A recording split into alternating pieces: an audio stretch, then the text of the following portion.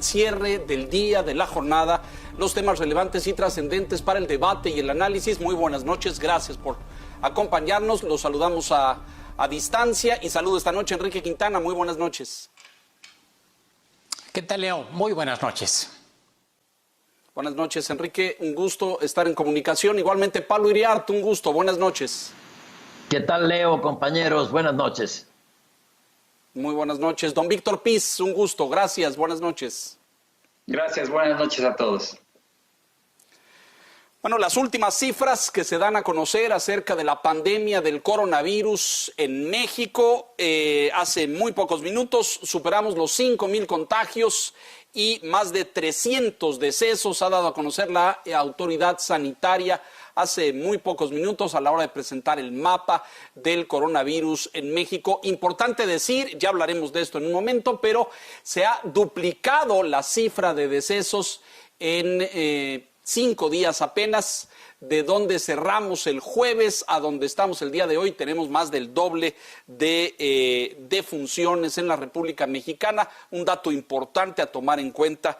El día de ayer el presidente de la República, en un video que difundió en redes, hace de forma casera, informal, estaba en su casa en el sur de la Ciudad de México, en su domicilio particular, según se ha informado, pues hace algunas valoraciones respecto a la expectativa que tiene de cuándo pudiera levantarse la cuarentena. Y ahí dice, en este video, señala que pues él piensa que para el 10 de mayo, dice el presidente, pudiera levantarse la cuarentena. Eso es lo que dice que es lo que le gustaría, que es lo que espera.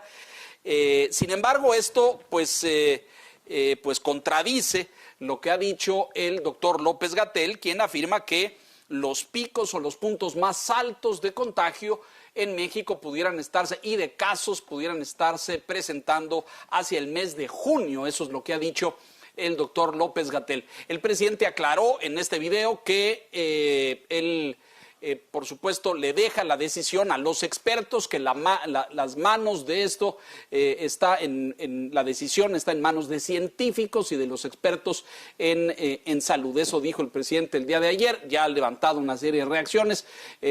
Pablo, quisiera escuchar tu valoración y tu punto de vista al respecto.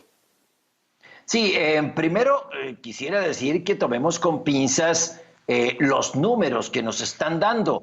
Los números de infectados obviamente no se corresponden con la realidad. Hay un subregistro porque, dijo hace unos días el doctor López-Gatell, en realidad hay que multiplicar por 8 o por 10. Algún día conoceremos la realidad. Y en cuanto al número de muertos, tampoco tenemos la certeza de que eso sea, pues están registrando muchos casos de influenza, neumonía, que en el fondo son coronavirus. Hay confusión en toda la información oficial de cuántos contagiados había. En la Ciudad de México daba más que en todo el país, es decir, creo que las cifras están siendo manejadas con muy poca pulcritud. Además, en el caso de levantar la cuarentena, creo que antes de hablar de cuarentena se va a pasar a la fase 3. En cualquier momento nos vamos a decir que estamos en fase 3, donde va a ser obligatorio, entre comillas, quedarse en casa y no una exhortación voluntaria. Ahora, ¿de cuándo se va a levantar? A mí me gustaría que fuera mañana a las 6 de la tarde. Bueno, no se puede. Pues al presidente le gustaría que fuera el 10 de mayo, perfecto.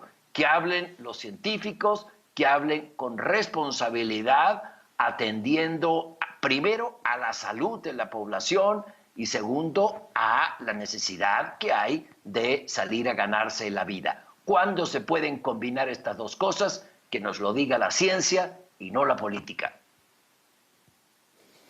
Víctor Piz, por favor.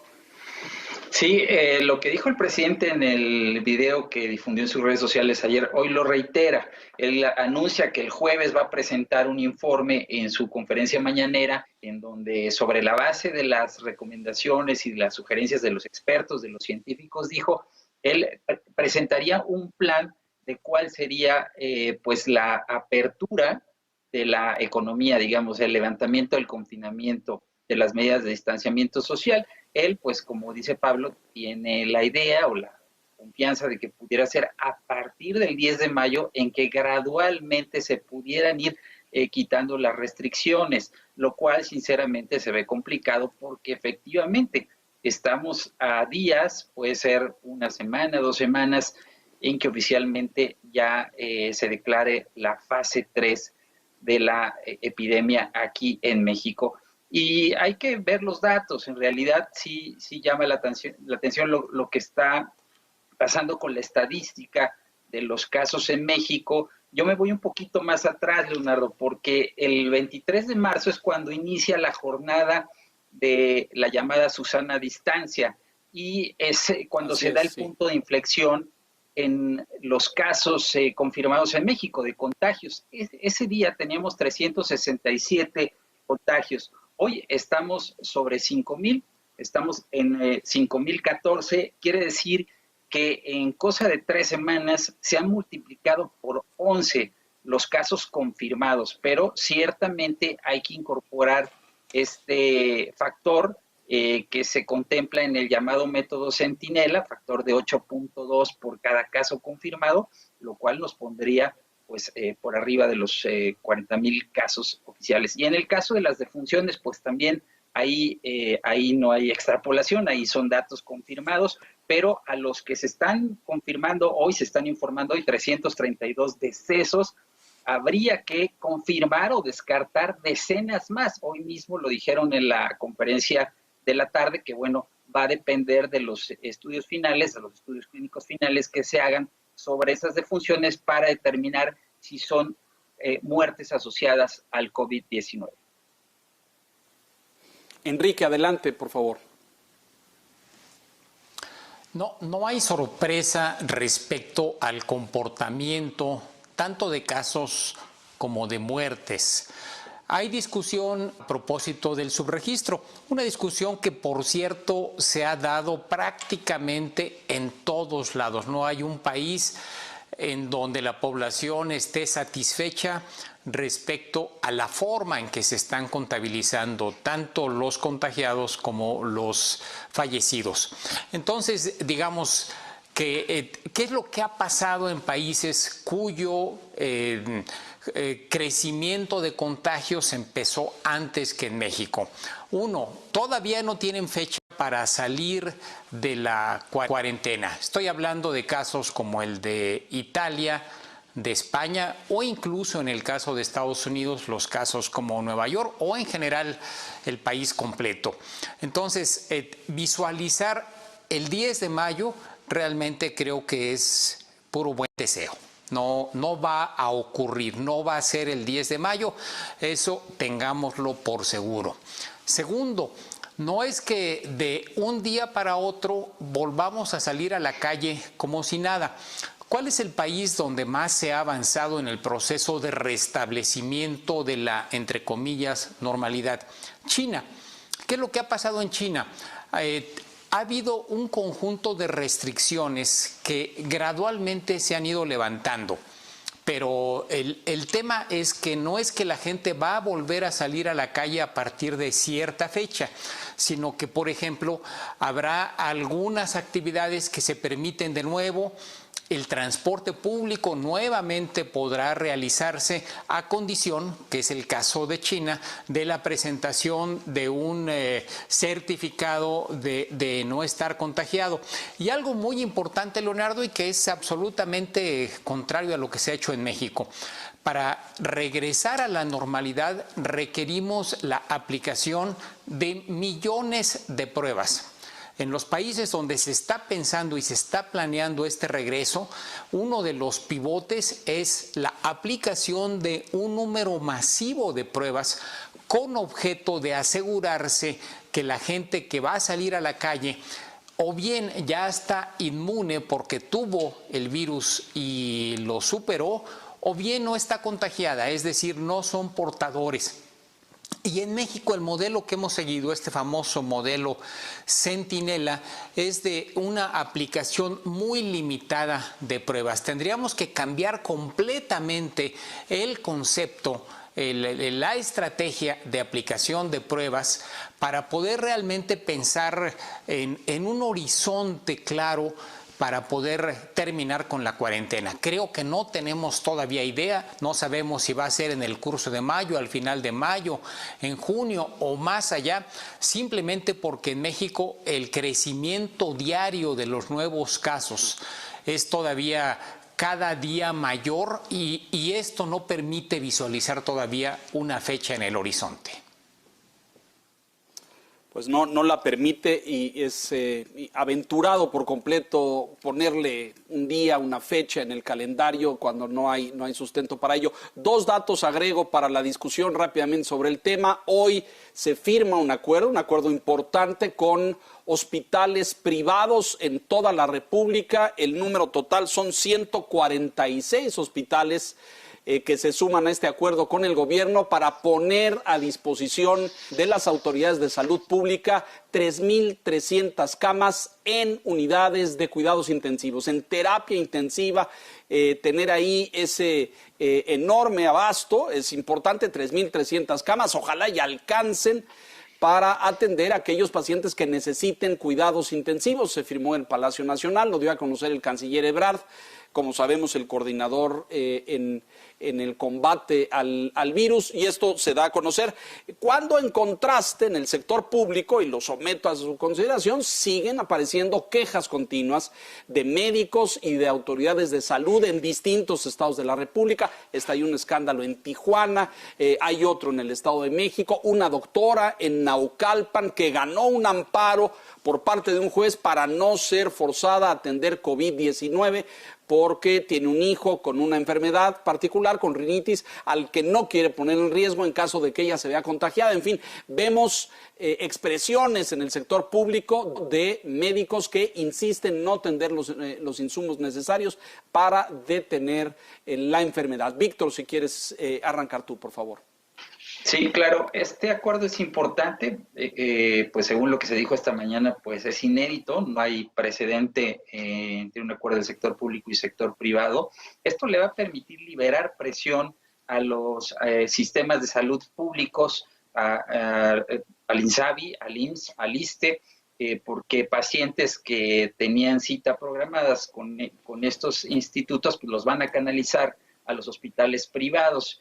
Y el sector público va a tener más capacidad de camas para atender a los pacientes de COVID-19. Entonces, sin duda, sí es un acuerdo importante. Creo que también muestra la voluntad de los propietarios de hospitales privados para colaborar con las autoridades. Es un acuerdo que va a estar vigente un mes, nada más, a partir del 23 de abril, pero sin duda son 3,115 camas disponibles para la derechohabiencia de los sistemas públicos de salud. Y por el otro lado, pues sí, es la otra cara de la moneda, lo que estamos viendo, estas expresiones a las que puntualmente te refieres en distintos puntos del país, ante pues las quejas de personal médico por las condiciones en que están enfrentando la epidemia. Y pues están creciendo los contagios, obviamente se sienten inseguros, se sienten sin protección para atender a los enfermos, y bueno, es un tema que lamentablemente está creciendo. Y por otro lado, creo que también habría que ponerlo en la discusión, las agresiones que están sufriendo por parte de la gente que los ven en la calle, y bueno, pues creo que eso está muy mal, es lamentable lo que está pasando en el país. No, y además es un contraste espantoso en el mundo entero. Aplauden y reconocen a los grandes héroes del sistema público de salud en Italia, en España, en todas partes. El Cristo del Corcovado en Río de Janeiro le pusieron una proyección con un médico y una enfermera para hacerle un homenaje a los médicos en el sistema de salud pública por la labor que hacen. Y aquí tenemos estos incidentes inexplicables y vergonzosos. Pablo, por favor. Sí, yo creo que es encomiable, un seguro, pero hay un pago. un pago mínimo, solamente lo que se utilice, y se le dará atención, estas 3,000 camas para ellos. Creo que lleva a revalorar ciertos esquemas como era el Seguro Popular. Pero bueno, de eso habrá que hablar más adelante y detenidamente. El punto está también en esto que ocurre en los hospitales públicos. 400 médicos que estaban infectados. ¿Por qué?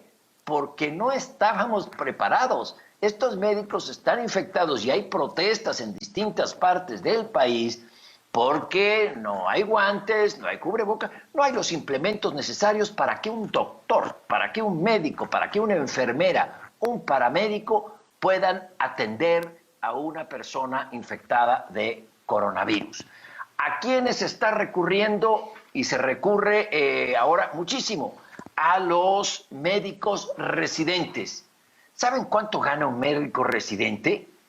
Le están pagando una beca de 1,400 pesos, la mitad de lo que gana un joven que está recibiendo el apoyo por no estudiar ni trabajar, porque no hay lugar, etcétera, y se le da este apoyo para que entre como aprendiz. Un médico residente tiene turnos de 24 horas al día, algunos casos, y les sugiero mañana leer la espléndida crónica que al respecto nos presentará el financiero Víctor Chávez sobre los médicos residentes, unos héroes, y del otro lado, unos villanos, unos canallas que agreden a los médicos. No sé quién habrá estado diciendo durante algunos meses que los médicos eran una élite dorada, que vivían, se daban la gran vida, que los directores, 400 médicos que estaban infectados. ¿Por qué? Porque no estábamos preparados. Estos médicos están infectados y hay protestas en distintas partes del país porque no hay guantes, no hay cubrebocas, no hay los implementos necesarios para que un doctor, para que un médico, para que una enfermera, un paramédico puedan atender a una persona infectada de coronavirus. ¿A quiénes se está recurriendo? Y se recurre ahora muchísimo a los médicos residentes. ¿Saben cuánto gana un médico residente? Le están pagando una beca de 1,400 pesos, la mitad de lo que gana un joven que está recibiendo el apoyo por no estudiar ni trabajar, porque no hay lugar, etcétera, y se le da este apoyo para que entre como aprendiz. Un médico residente tiene turnos de 24 horas al día, algunos casos, y les sugiero mañana leer la espléndida crónica que al respecto nos presentará el financiero Víctor Chávez sobre los médicos residentes, unos héroes, y del otro lado, unos villanos, unos canallas que agreden a los médicos. No sé quién habrá estado diciendo durante algunos meses que los médicos eran una élite dorada, que vivían, se daban la gran vida, que los cortó el sueldo. Ver cuál es el riesgo de que tengas un vecino médico, que en tu edificio esté una enfermera. Hay una enorme ignorancia a este respecto y ahí la autoridad debe realizar una campaña informativa que hasta ahora ha brillado por su ausencia. Coincido plenamente, nos lo decía con toda claridad hace una semana el doctor Julio Frenk, la primerísima necesidad de la población en este sentido, además de seguridad y protección, es información. Y si no hay información clara, precisa, etcétera, sucede pánico, por supuesto, inestabilidad, angustia, estrés, etcétera. Déjenos hacer una pausa, vamos a mensajes y regresamos con más temas relevantes porque esto ya empieza a tener evidentemente consecuencias de impacto político en otros sectores. Mensajes, volvemos.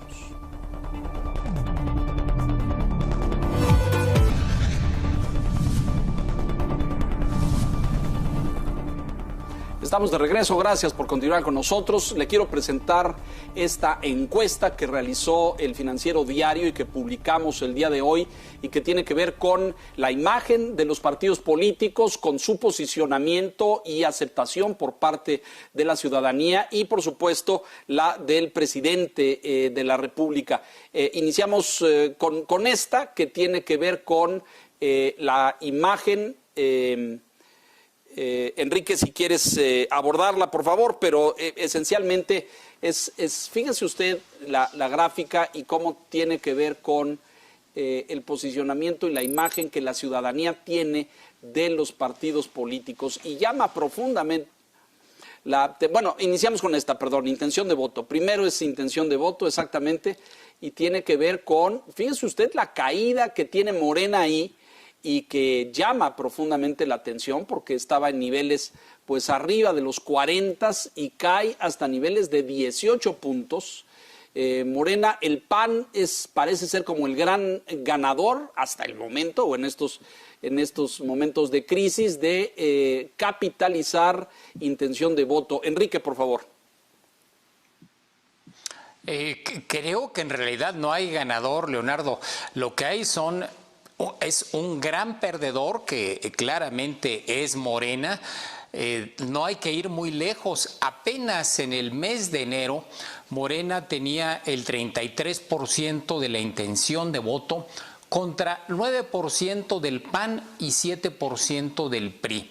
Es decir, Morena multiplicaba casi por 4 veces la intención de voto de su más cercano competidor, que era el blanquiazul. Pero ¿qué ha pasado apenas en 3 meses, en solo 3 meses? De 33% Morena bajó a 18%, es decir, una reducción de 15 puntos. Y el PAN subió 1, de 9 a 10%, pero lo relevante me parece es el descrédito, la pérdida de confianza del electorado en la fuerza política que llevó a la presidencia de la República Andrés Manuel López Obrador. En el caso del PAN, insisto, quedó en 10, en el caso del PRI en 8%, es decir, son cantidades que si las sumas, Leo, son 28 y 8 son 36. Es decir, entre los 3 partidos más grandes de México apenas suman 36% de las intenciones de voto. Y aquellos ciudadanos que respondieron que no sabían por quién votarían en las próximas elecciones del 2021, o bien que por ningún partido político, crecieron de un nivel de 42 hasta 59. Es decir, claramente el apartidismo, la decepción con los partidos y de manera predominante con Morena son la nota dominante del panorama político que nos muestra esta encuesta. Y finalmente la opinión respecto a los partidos políticos, en todos los casos la opinión negativa está por encima de la opinión positiva. Hasta hace pocos meses en Morena era un poquito mayor la opinión positiva que la negativa. Hoy también ya se le revirtió. Hay mucha más gente que percibe mal a Morena que la percibe bien. Y desde luego, esta es una situación que ya tiene mucho tiempo, tanto para el PRI como para el PAN y el PRD. La lectura que haces de todo esto, Pablo, por favor. Sí, coincido plenamente con Enrique. Impresionante el desplome de Morena en 3 meses. Perder 15 puntos en solo 3 meses es porque algo están haciendo muy mal. México es un país presidencialista y por ahora no le van a cargar al presidente completamente al presidente el desastre en economía, en seguridad, en salud pública. Se lo están cargando a Morena. Curiosamente, ese partido que cuando triunfa el presidente López Obrador y empieza a gobernar, tenía, de acuerdo a lo que nos dice hoy Alejandro Moreno en la encuesta del Financiero, 46%, es decir, había subido, tenía más porcentaje que el que había obtenido en la elección. Ahora se ha desplomado a 18%. Y no creo que aquí haya un ganador, que el ganador sea el PAN. PAN y PRI están prácticamente pegados, 8 y 10 puntos. Ahora, la mala opinión de los partidos políticos creo que ha sido desde hace mucho tiempo, muchísimo, pero son los que tenemos y a la hora de la verdad la gente vota. Y ahí están las opciones. Una en caída libre, Morena, que perdió 15 puntos y tiene el 18% de la aprobación. Y falta que pasen los estragos del pésimo manejo económico, sanitario y de comunicación de lo que ha sido, de lo que está haciendo esta peste a la que todavía le falta el pico. Creo que el panorama político nos dice que no está todo mundo feliz, sino al contrario, y lo están cobrando en las preferencias. Víctor Piz, tu lectura, por favor. Sí, creo que lo que hay que destacar, Leonardo, es este dato a la pregunta de si hoy hubiera elecciones para diputados federales, ¿por qué partido votaría? Esta respuesta que ya se mencionaba, por ninguno o no sabe, el 59%, quiere decir que prácticamente 6 de cada 10 mexicanos no tienen una elección definida hacia un partido o simplemente no saben por quién votar o no les interesa. Y obviamente pues el descrédito de los partidos está reflejado en esta encuesta. Llama la atención obviamente la caída que tiene Morena, estos 15 puntos en 12 meses, pero fíjate, con 18% de preferencia, pues todavía está muy arriba del PAN y del PRI. De hecho, los dos juntos suman 18, o sea, la intención de voto hacia el PAN y hacia el PRI es igual a la que tiene Morena. Y si nos vamos hacia la imagen que tienen los partidos, ya lo mencionaba Enrique, pues la imagen que tienen los negativos están en todos los casos por arriba de los positivos. Si revisamos el caso del PRI es de llamar la atención, bueno, el PRD ni se diga. Creo que ahí sí aplica la frase de que moralmente la oposición está derrotada, porque francamente la imagen que tienen está muy mal. Pero bueno, no solamente la oposición, también Morena, que había tenido una fuerza política importante a partir del triunfo del presidente López Obrador. Y bueno, todavía falta un año para la elección de diputados federales, pero esta encuesta de alguna manera nos da el pulso ciudadano de cómo si hay una animadversión ciudadana hacia los partidos políticos. Sin duda. El Financiero midió también, como hacemos regularmente, el apoyo, el respaldo popular al trabajo, al desempeño del presidente de la República, y hay una gráfica que compara justamente esto con la aprobación de Morena. Enrique, lo medimos también y hay un descenso leve según la última medición, pero nada significativo, me parece. ¿Qué lecturas es? Mira, todo depende, Leo, contra que lo compares. El 60% que medimos de respaldo a López Obrador es el más bajo en toda su administración. Ese puede ser, digamos, una lectura.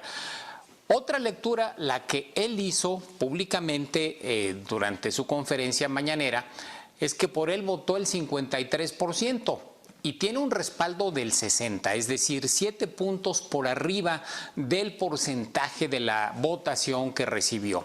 Otra lectura negativa, en enero del 2019, es decir, al mes de haber comenzado su mandato, tenía 82%. Es decir, estamos 22 puntos, es decir, la tendencia a la baja. Entonces, lo que sí podemos observar es que no, es decir, la tendencia a la baja en el nivel de aceptación del presidente López Obrador se corresponde también con la tendencia a la baja de Morena. El punto es que en el caso de Morena, pues nunca tuvo más allá del 40 y tantos % de intención de voto como fuerza política, y por lo mismo la caída se ha hecho más acentuada. Y yo subrayaría algo que dijo Pablo. Esta encuesta es de marzo, es decir, es de los últimos días de marzo, lo cual no mide, no incorpora aún los efectos que estamos viendo en el mes de abril relativos al manejo de la crisis sanitaria y los efectos de la crisis económica. Esos todavía están pendientes. Entonces, creo que todavía esta es una historia que tiene muchos capítulos por contar, Leo. Pues sí, falta mucho por delante. Pablo, por favor. Sí, quisiera retomar brevemente el tema de los partidos políticos, el desprestigio de los partidos. Subrayo, eso ha existido siempre, siempre se ha dado. Y las candidaturas independientes, que en elecciones locales pueden resultar, pero en federales no. Las opciones serán por partidos políticos. Y lo que hay en la mesa seguramente se sumarán otras opciones. Pero estar pensando de que ahora es el momento de los candidatos independientes, no. Tal vez sea de candidatos ciudadanos, sí, pero que los lleven una marca de partido político. Lo importante aquí es la gran caída de Morena, que tiene 18% de intención de voto cuando llegó a tener prácticamente el 50% hace poco más de un año y en enero tenía 18 puntos más. Esa es la nota, en mi opinión, de la encuesta. Ojo, se desploma Morena, el PRI sobrevive y el PAN no ha capitalizado la caída de Morena. Y el presidente de la República, Pablo, esta última tabla y el apoyo popular que también viene en descenso. Sí, vienen en bajada, bueno, en caída, lo explicaba Enrique, el presidente, pero yo siento que somos un país presidencialista y más aún en momentos de crisis. A alguien hay que aferrarse y desde luego en México se le cree. Es decir, la tendencia a la baja en el nivel de aceptación del presidente López Obrador se corresponde también con la tendencia a la baja de Morena. El punto es que en el caso de Morena, pues nunca tuvo más allá del 40 y tantos % de intención de voto como fuerza política y por lo mismo la caída se ha hecho más acentuada. Y yo subrayaría algo que dijo Pablo, esta encuesta es de marzo. Es decir, es de los últimos días de marzo, lo cual no mide, no incorpora aún los efectos que estamos viendo en el mes de abril relativos al manejo de la crisis sanitaria y los efectos de la crisis económica. Esos todavía están pendientes. Entonces, creo que todavía esta es una historia que tiene muchos capítulos por contar, Leo. Pues sí, falta mucho por delante. Pablo, por favor. Sí, quisiera retomar brevemente el tema de los partidos políticos, el desprestigio de los partidos. Subrayo, eso ha existido siempre, siempre se ha dado. Y por las candidaturas independientes, que en elecciones locales pueden resultar, pero en federales no. Las opciones serán por partidos políticos. Y lo que hay en la mesa seguramente se sumarán otras opciones. Pero estar pensando de que ahora es el momento de los candidatos independientes, no.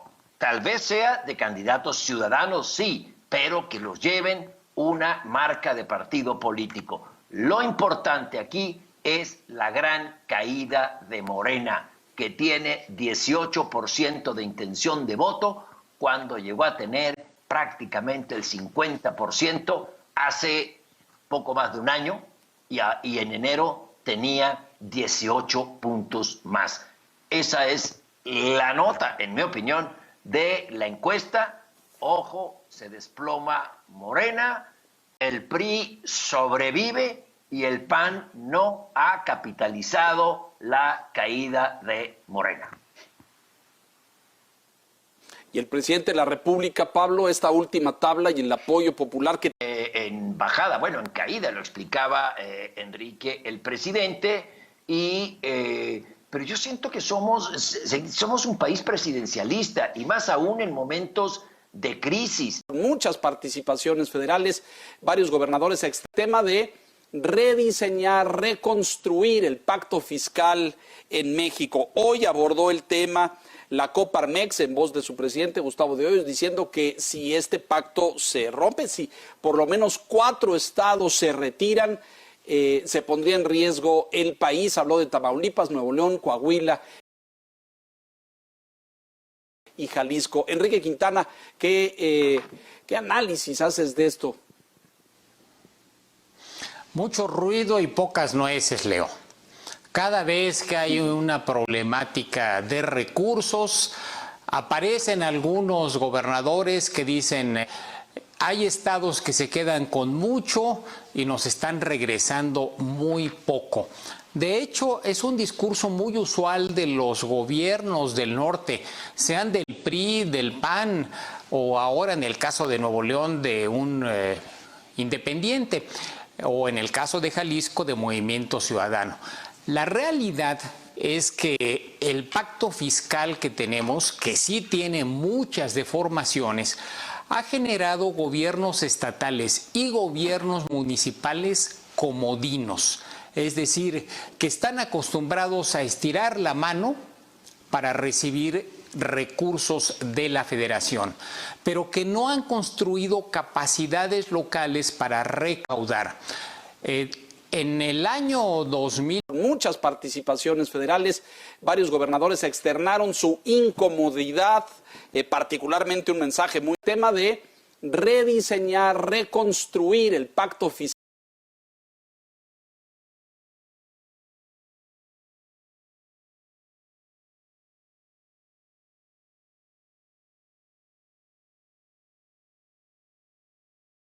federal.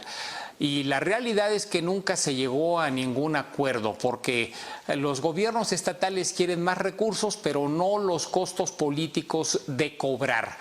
Y no han hecho en muchas ocasiones el esfuerzo de desarrollar la infraestructura tecnológica, las capacidades humanas para poder tener una verdadera recaudación.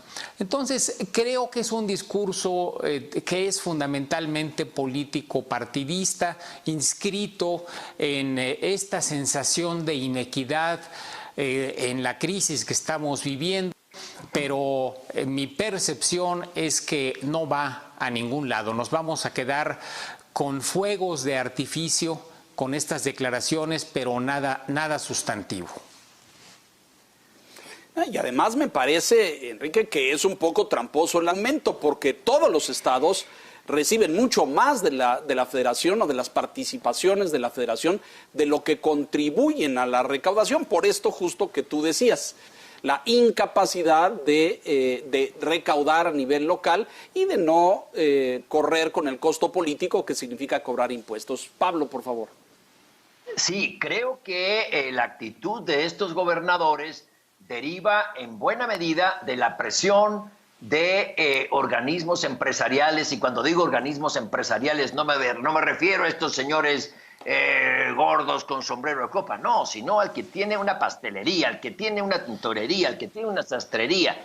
Y en esos estados ellos piensan y sin duda aportan mucho en impuestos, y están viendo que la federación no les apoya en absolutamente nada, que los deja morir, y que si llegan a pagar menos salarios porque ahora están obligados a cerrar, el canciller ha dicho habrá implicaciones penales. Estos dicen, estamos pagando impuestos muchísimo nosotros que somos productivos en el norte, etcétera, etcétera. Luego discutiremos si es real o no. Yo pienso que sí. Y a cambio la federación, ¿qué nos da? No da un peso de apoyo. No nos está ayudando. Me parece que sí hay entidades que están coqueteando con esta idea de decir a la federación, oiga, momento, vamos a replantear este asunto.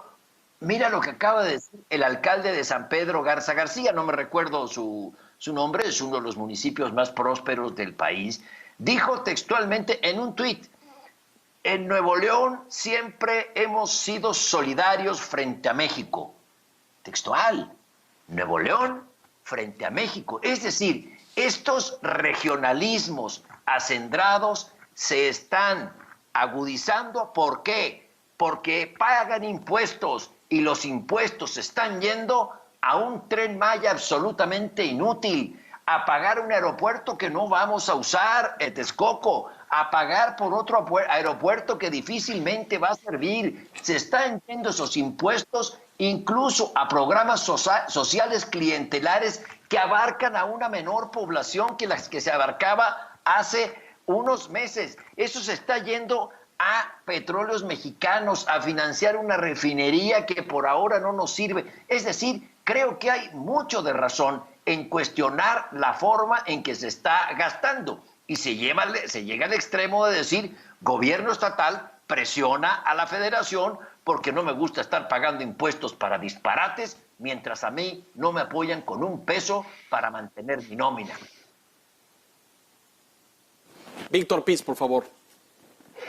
Sí, el argumento de uno de los gobernadores es que ellos generan una recaudación importante de impuestos federales y dice, nos regresan migajas, ¿no?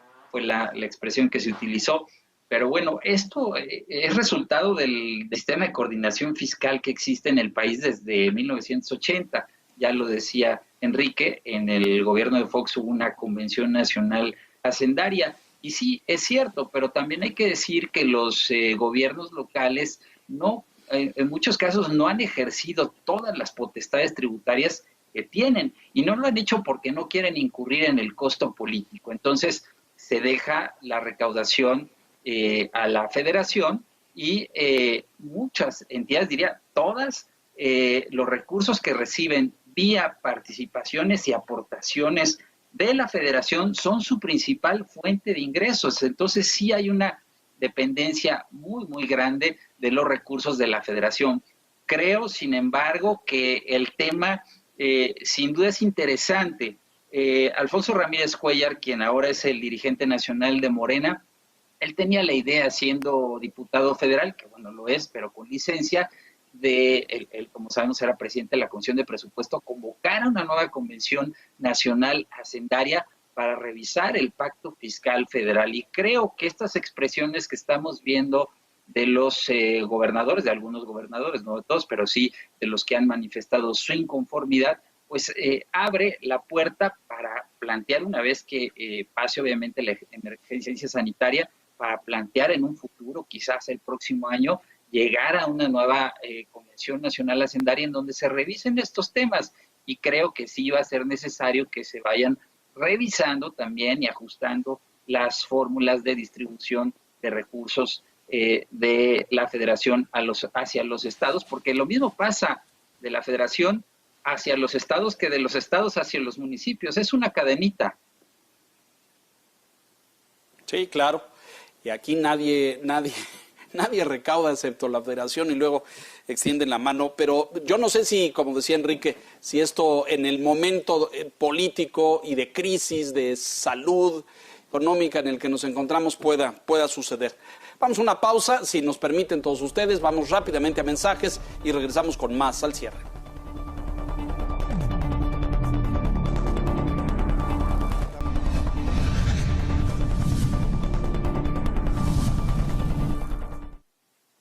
Estamos de regreso, muchas gracias. Déjeme presentarle esto porque se da finalmente cuando hemos estado hablando aquí de solidaridad internacional y de coordinación a nivel de organismos multinacionales. Hoy el FMI, el Fondo Monetario Internacional, anuncia que su junta directiva tomó una decisión para aliviar la situación financiera de 25 países y tomó dos decisiones. Una, poner a disposición de varios países fondos y entrega de recursos inmediatos para enfrentar la crisis, 150, 180 millones, 190 en el caso de Japón, etcétera, y en el otro aliviarlos en términos de carga de deuda a créditos previos con el Fondo Monetario Internacional. Es una medida importante, beneficia a 25 países y en todo este escenario, Víctor, México no está en la lista.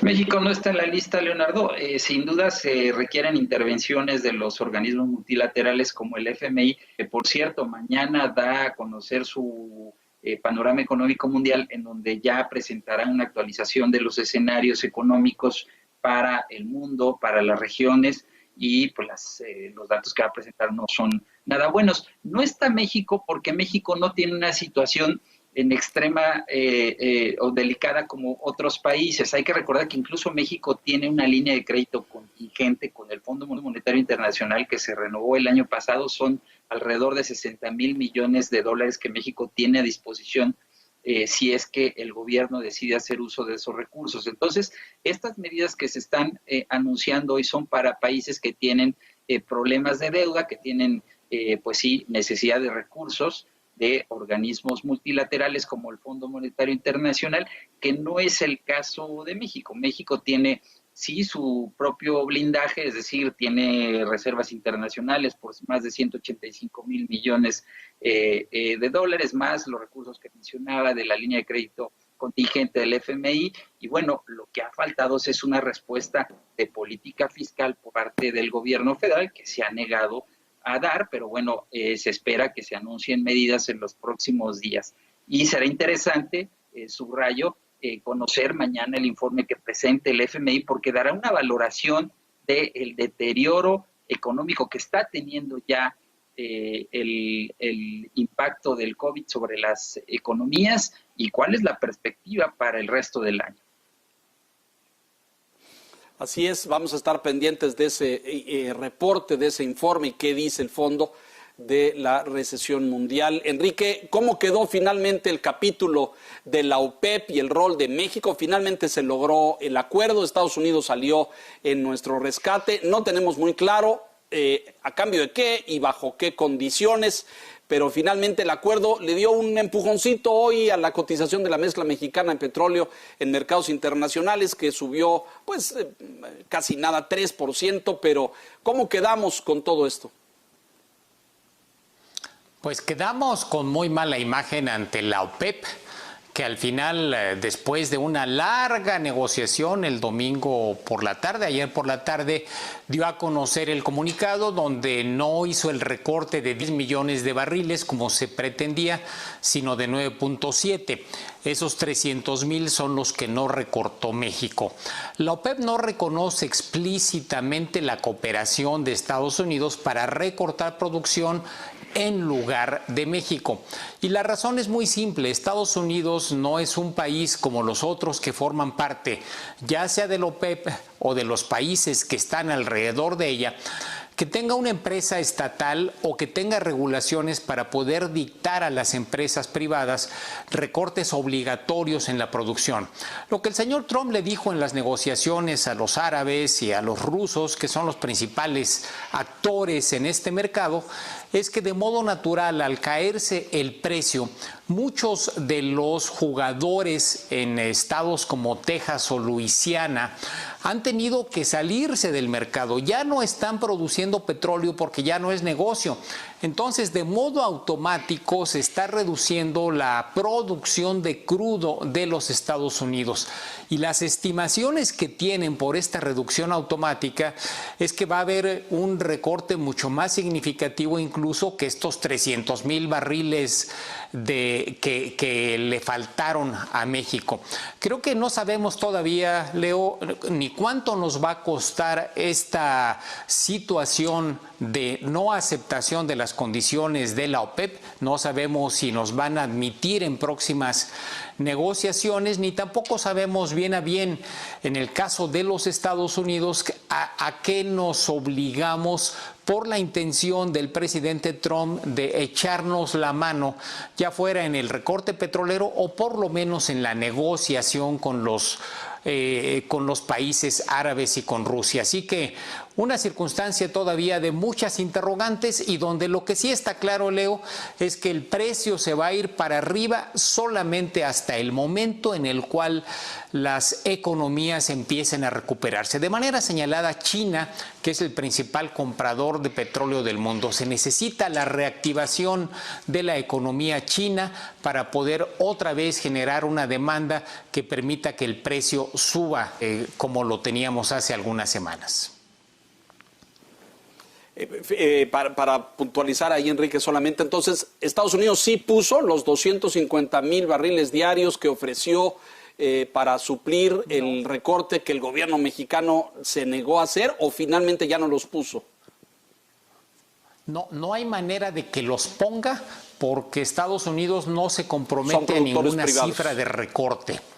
Son productores privados, así que no puso Estados Unidos simplemente porque Estados Unidos no puso ninguna cifra. Correcto.